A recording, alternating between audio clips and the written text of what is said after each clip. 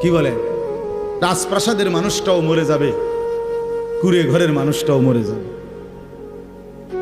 সুখের খাবার যার মুখে সেও মরে যাবে, ভিক্ষার থালা যার হাতে সেও মরে যাবে, যাবে না? তো যেটা নিশ্চিত অনিবার্য বাস্তবতা, যেই মৃত্যুকে আড়াল করার, অস্বীকার করার, পাশ কাটার কোনোই ব্যবস্থা নাই, কোনোই ব্যবস্থা নাই। না ক্ষমতা দেখাইয়া, না কাইন্দা কাইটা, কোনো সিস্টেম নেই। ক্ষমতা দিয়েও মৃত্যুকে ঠেকানো যাবে না, কাইন্দা কাইটাও কি করা যাবে না মৃত্যুকে। যেটা নিশ্চিত সেটাকে ভুলে যাওয়া কেন ভাই? কেন ভুলে যাব আমরা?